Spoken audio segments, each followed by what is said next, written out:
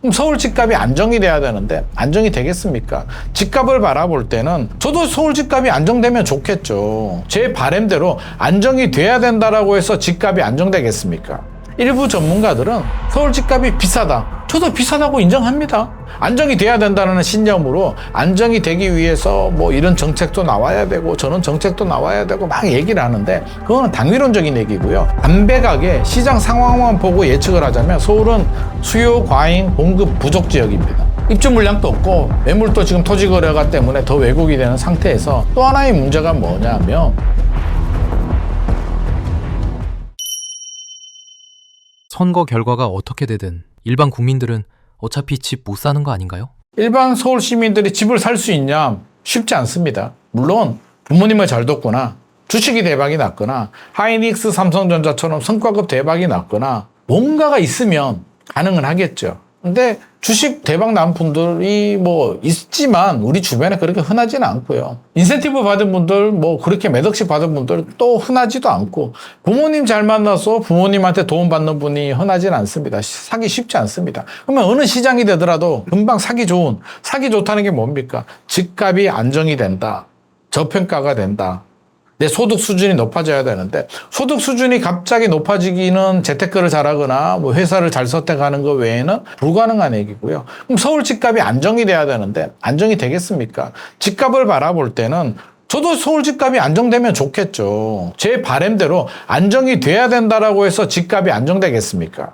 일부 전문가들은 서울 집값이 비싸다. 저도 비싸다고 인정합니다. 안정이 돼야 된다는 신념으로 안정이 되기 위해서 뭐 이런 정책도 나와야 되고 저런 정책도 나와야 되고 막 얘기를 하는데 그거는 당위론적인 얘기고요. 담백하게 시장 상황만 보고 예측을 하자면 서울은 수요 과잉 공급 부족 지역입니다. 무슨 말이냐면 서울은 집을 지을 땅이 없죠. 지금 뭐 열심히 노력합니다. 정부도 129 공급 대책으로 유유부지 발굴해서 서울에 32,000호, 수도권 다 해서 6만 호. 작년 97 공급 대책으로 2030년까지 135만 호 착공. 뭐 발표는 많이 하는데 135만 호가 될 리도 없고요. 될 수도 없습니다. 땅이 없기 때문이죠. 옛날 80년대만 하더라도 강동구 고덕, 지금 고덕주공에 있는 그라시움 같은 아파트가 재건축이 됐죠. 둔촌 주공에 있는 거. 잠실, 강서구 가양, 노원구 상계, 택지 개발을 할 수 있는 땅들이 굉장히 많았습니다. 강남도 따지고 보면 택지 개발을 한 거죠. 1970년대 영동 개발을 통해서 빈 땅에다가 많이 지을 수가 있었는데 이제는 서울이 없습니다. 한강을 복개하거나 여의도 국회 자리를 밀어버리거나 잠실 운동장 부지를 뭐 복합 개발을 하거나 이런 거 아니고는 현실적으로 대규모 아파트를 지을 땅이 없기 때문에 공급 부족인데 반대로 해서 가면 뭐다? 서울의 아파트가 약 180만 호가 넘거든요. 아파트가 적습니까? 서울은 아파트가 적은 지역이 아니라 수요가 많은 지역입니다. 수요 과잉이죠. 서울은 왜 수요 과잉일까요? 지방에서 20살 때와 25살 때 두 번 서울로 올라옵니다. 20살 때 대학교 가기 위해서 서울에 좋은 대학교가 다 있으니까 지방은 수요 유출, 서울은 수요 유입입니다. 25살 정도 되면 지방에서 학교를 졸업하신 분들도 또 서울 갑니다. 일자리를 찾아서. 서울에는 양질의 좋은 일자리가 있고 좋은 대학교가 있고 돈이 많이 몰려있고 유동성이 많다는 얘기고 인프라가 너무 좋죠. 한강변에 역세권에 문화, 생활, 주거 모든 인프라가 다 서울에 집중되어 있다 보니까 서울은 수요가 넘쳐 흐릅니다. 서울 인구가 좀 줄었어요. 한 10년 전에 1,000만이 넘어섰는데 지금은 930만 명 정도 되는데 서울이 수요 과잉이라면서 인구는 왜 줄었을까라고 생각해 보면 워낙 주거 비용이 부담이 크기 때문에 경기 인천으로 이제 떠밀려 나가서 서울 인구가 준 거지 서울, 경기, 인천을 전체적으로 보게 되면 여전히 늘어나고 있고요. 10년 후에도 수요는 늘어날 겁니다. 그럼 수요가 계속 늘어나는데 공급은 부족하다? 집값 상승 곡선이 그려지죠. 수요 대비 공급 대비 수요가 많으면 집값이 올라가는 거고요. 공급 대비 수요가 적으면 집값은 떨어집니다. 여기에 하나 더 입주 물량도 없고 매물도 지금 토지 거래가 때문에 더 왜곡이 되는 상태에서 또 하나의 문제가 뭐냐면 신혼부부들이 이제 결혼을 합니다.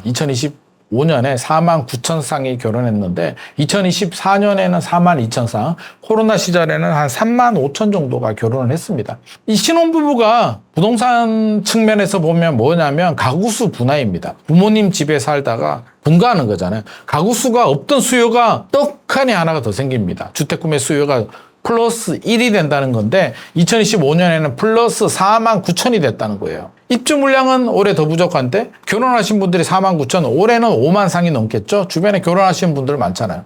그분들이 어디로 가겠습니까? 부모님 집에서 살겠습니까? 텐트 치고 살겠습니까?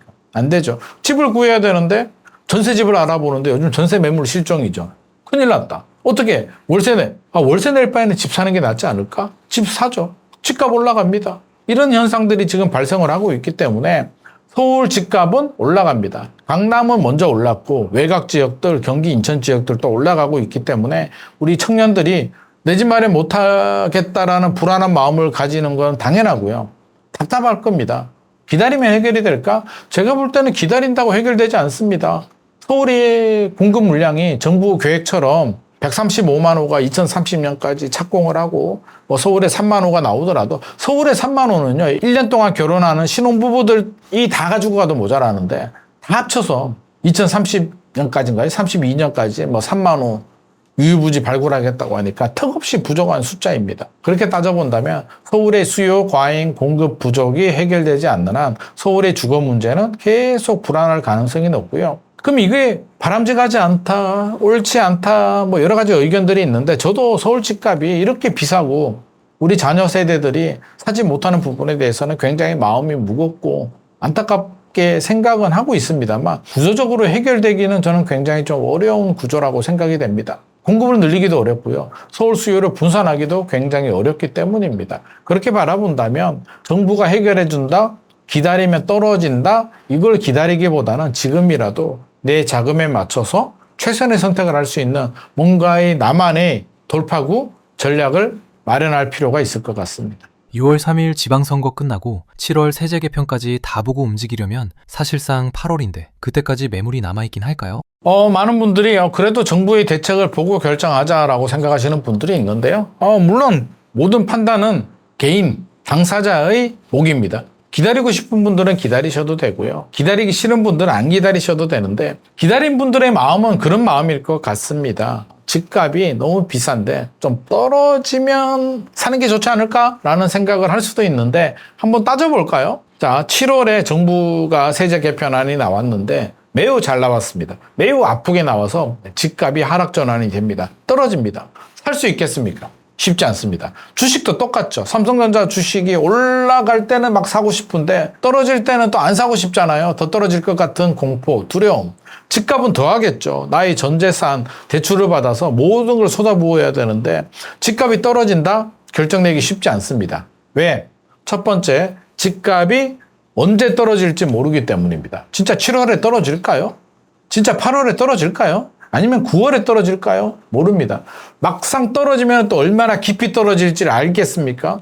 20억 아파트가 18억이 됐습니다. 18억에서 멈출까요? 17억 갈까요? 15억 갈까요? 누가 압니까? 아무도 모릅니다. 그러면 15억까지 떨어졌어요. 더 떨어질지도 모르는데 이게 얼마나 지속이 될까? 또 모르죠. 그러면 결과적으로 만약에 정부의 정책으로 집값이 떨어졌을 때 언제 들어가지? 얼마에 들어가야 돼? 아무도 모릅니다. 그러면 살 수 있겠습니까? 대출까지 받아서 내 전 재산에 집을 사는데 떨어지는 구간에 들어가는 것은 현실적으로 불가능합니다. 그러면 기다리겠다. 정부의 정책으로 집값이 떨어졌을 때 사고 싶다 하시는 분들은 기다렸다가 바닥을 확인하고 들어가시는 게 맞는데 그게 언젠지는 모릅니다. 그래서 상당히 고통스러울 거예요. 그러면 나름대로 기준은 고점 대비 한 30% 정도 떨어졌다면 마음 편하게 들어가는 나만의 매수 기준 전략이 좀 필요할 것 같고요. 말만 들어도 골치가 아프고 나 모르겠네.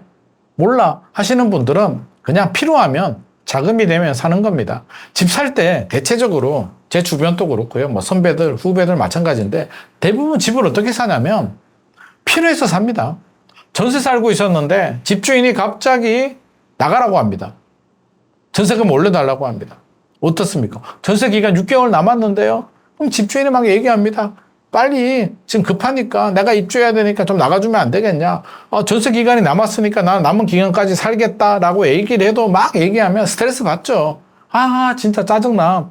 이제 전세 기간이 3개월 남았는데 또 압박이 들어옵니다. 그러면 부부 간에 이제 협의를 하겠죠. 당신 여보 우리 도저히 못 살겠다. 스트레스 받아서 그냥 집 사자. 대출 받아서. 대부분 이렇게 집주인 압박 때문에 그냥 사자 그냥 해서 샀는데 나중에 집값이 올라간 분들이 제가 볼 때는 90%입니다. 그 얘기는 뭐다? 우리가 어떤 계산을 통해서 정확한 타이밍을 잡는 건 현실적으로 불가능하다. 그럼 지금 또 자금이 되고 내 집이 필요하신 분들이라면 필요하다면 자금 상황에 맞춰서 저는 내 집 마련하는 게 맞다고 생각합니다. 집값이 안 오르면 어떡하죠? 당장 안 오를 수도 있죠. 하지만 마음 편하게 이사 안 다니고 잘 살 수 있잖아요. 2년, 4년, 6년, 8년, 10년 잘 살다 보면 또 상승 구간이 나옵니다. 이 상승 구간은 지역에 따라서 단지에 따라서 인프라에 따라서 정책에 따라서 시장 상황에 따라서 다 달라질 수가 있기 때문에 복불복이고요. 살다 보면 10년 내에 한 번은 올라가는 구간이 나옵니다. 비싼 동네, 서울, 강남 3구, 용산구, 한강벨트는 그게 더 빨리, 더 많이 오랫동안 상승이 유지될 수는 있는 거고 외곽 지역들은 짧아질 수는 있는데 외곽 지역은 10년 동안 8년 안 오르다가 2년 오를 때는 가파르게 올라가는 특징이 있고요. 인기 지역들은 천천히 이렇게 지속적으로 올라가는 특징이 있습니다. 10년을 바라보면 기본적으로는 화폐 가치, 인플레이션 방어를 하기 때문에 화폐 가치 하락분이 반영이 되고 좀 더 반영이 된다면 10년 후에는 지금보다 올라가 있을 가능성이 높으니까 거주 목적으로 주거 안정을 위해서 내 집 마련하는 게 맞다. 하지만 나는 필요가 없다. 돈이 없다. 부모님한테 받을 집이 있다. 여러 가지 사정이 있을 수 있잖아요. 꼭 필요하지 않는 분들은 굳이 포모, 나 혼자 벼락거지가 될 그런 두려운 마음 때문에 그렇게 할 필요는 없습니다. 모든 사람이 집을 사자고 몰려들게 되면 과수요가 돼서 오히려 집값이 이상 급등할 수도 있기 때문에 자금이 되고 필요한 분들 위주로 내 집 마련하는 게 맞을 것 같습니다. 그러면 이제 고민이 많으신 분들은 이제 답을 내셔야 됩니다. 내가 필요하냐? 자금이 되냐? 사야 될 때냐? 아니면 나는 살 이유가 없다. 부모님한테 받을 집이 있다. 아니면 전문직이거나 돈이 많아. 그럴 수도 있지 않아요? 주식 한 100억 있어. 집 굳이 안 사도 돼. 마음만 먹으면 살 수 있는데 안 사도 돼. 이런 분들, 능력 되시는 분들은 안 사셔도 됩니다. 이런 분들까지 다 집 사자라고 하면 사야 되는 분들이 못 살 수도 있으니까 필요하고 자금이 되는 범위 내에서 절대 무리하시면 안 되고요. 언제라도 금리는 올라갈 수 있습니다. 금리가 1.5배, 2배 올라갈 수도 있고 하락 구간이 나올 수도 있습니다. 예상치 못하는 변수들이 생기면 집값이 떨어질 수도 있는데 이자 내면서 이자를 더 올려내면서 2, 3년은 버틸 수 있는 게 리스크 관리이기 때문에 금리가 좀 올라가더라도 나는 충분히 버틸 수가 있다. 주거 안정을 위해서 집이 필요하다. 이런 분들은 내 상황에 맞춰서 내 집 마련 하시는 게 정답일 것 같고요. 전세 기간이 남은 분들이라도 필요하다고 생각하시면 집주인한테 얘기를 하고 전세를 빼서 내 집 마련 하시는 것도 좋은 전략이 될 것 같습니다. 양도세 중과세 부활이 부동산 시장에 어떤 영향이 미칠까요? 5월 10일 이후로 양도세가 중과세가 되니까 집주인들은 어떨까요? 82.5%, 71.5%, 2주택자는 71.5%, 3주택은 82.5% 내고 팔겠습니까? 팔기 어렵잖아요. 10억이 남았는데 3억 2억만 내 주머니 들어오고 나머지는 세금을 내야 된다고 하면 못 팝니다. 그러면 매물을 회수하거나 호가를 올리죠. 이걸 우리는 매물 잠김 현상이라고 합니다. 매물이 잠기게 되면 입주 물량도 없는데 매물까지 안 나온다? 공급 절벽이죠. 근데 수요자들이, 매수자들이 불안해지게 되면 공급보다 수요가 많아지게 되면 집값이 올라갑니다. 문재인 정부 때 이제 이런 현상들이 발생을 했죠. 그러면 정부는 생각을 합니다. 입주 물량을 갑자기 늘릴 수 있을까요?